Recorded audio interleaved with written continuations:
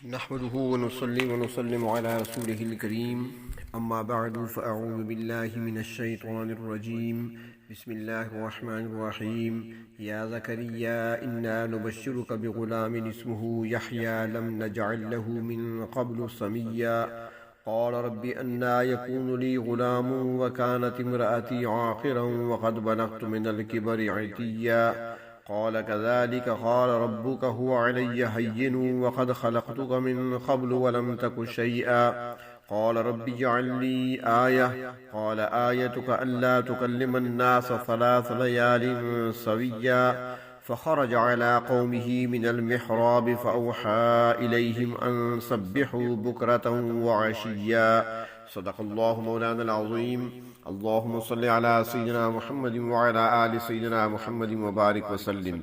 سورۃ مریم کی آیت نمبر 7 تا آیت نمبر 11۔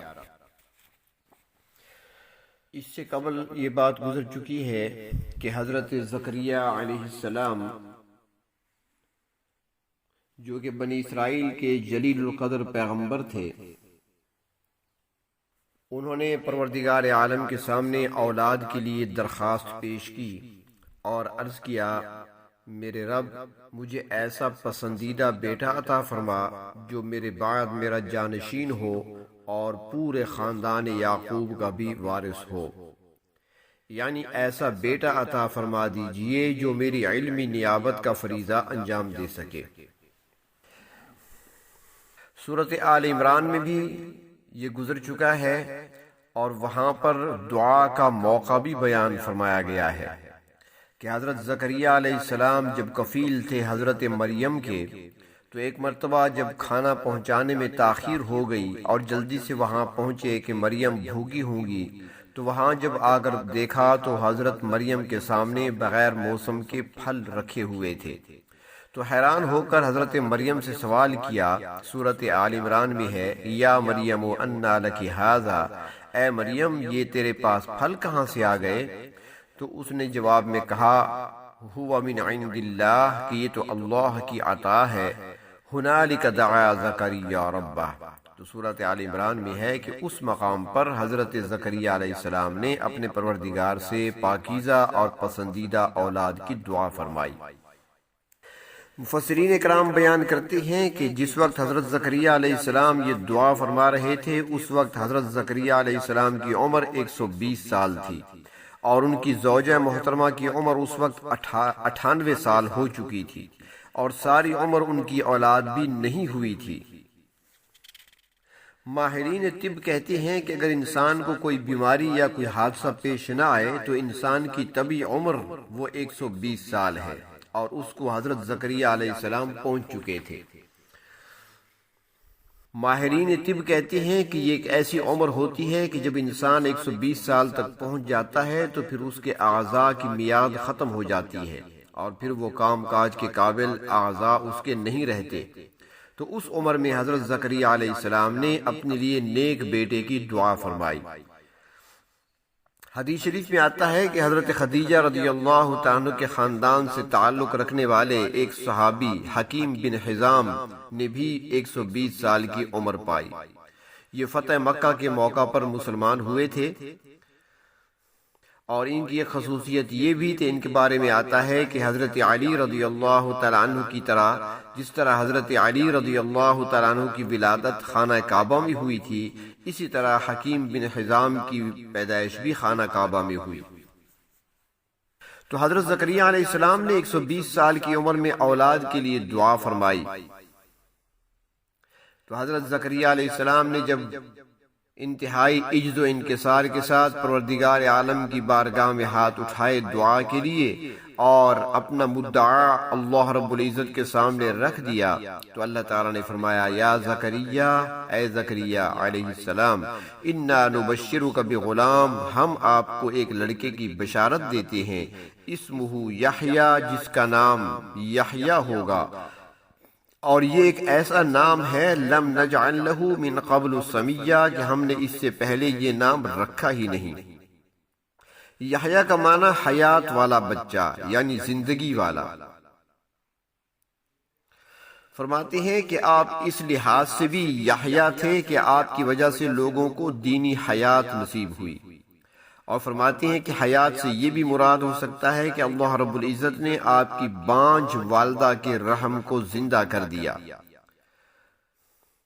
اور وہ جو اولاد جننے کی صلاحیت ختم کر چکی تھی، اللہ رب العزت نے اسی کے اندر دوبارہ زندگی کے آثار پیدا فرما دیے۔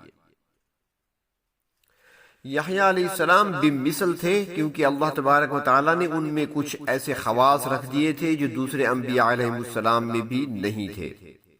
آپ میں یعنی حضرت یحییٰ علیہ السلام میں رقت اور گریہ زاری بہت زیادہ پائی جاتی تھی، اکثر وقت گریہ و زاری میں گزرتا۔ اس کے علاوہ آپ کے متعلق اللہ تعالیٰ نے فرمایا سیدا و حصورا و نبیا من الصالحین، سورۃ آل عمران میں ہے کہ آپ اللہ کے نبی تھے اور حصورا یعنی خواہشات نفسانیہ سے بالکل بری تھے، آپ نے ساری عمر شادی نہیں فرمائی۔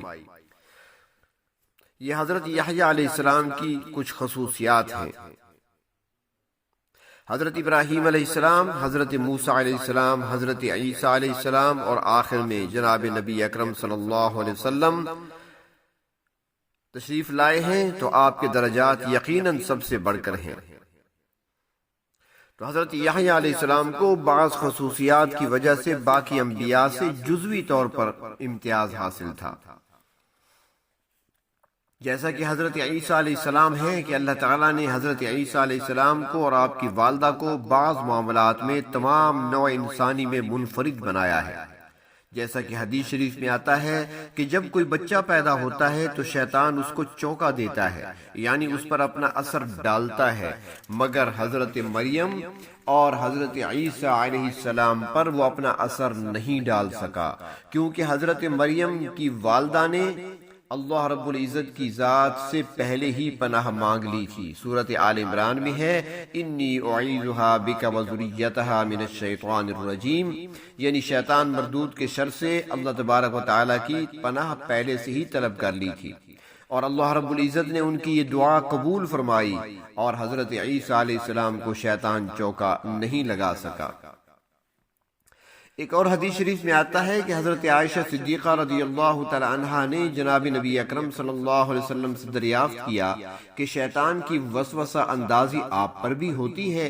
تو آپ نے فرمایا کہ ہاں، شیطان وسوسہ اندازی تو کرتا ہے، مگر میری یہ خصوصیت ہے کہ مجھے اللہ رب العزت نے اس وسوسہ اندازی سے محفوظ رکھا ہے اور مجھ پر اس کا اثر نہیں ہوتا۔ ایک روایت میں یہ بھی آتا ہے کہ حضور اکرم صلی اللہ علیہ وسلم ایک مرتبہ نماز میں مشغول تھے کہ ابلیس آگ کا شعلہ لے کر آپ صلی اللہ علیہ وسلم پر پھینکنے کے لیے آیا، مگر وہ اپنے مقصد میں کامیاب نہ ہو سکا۔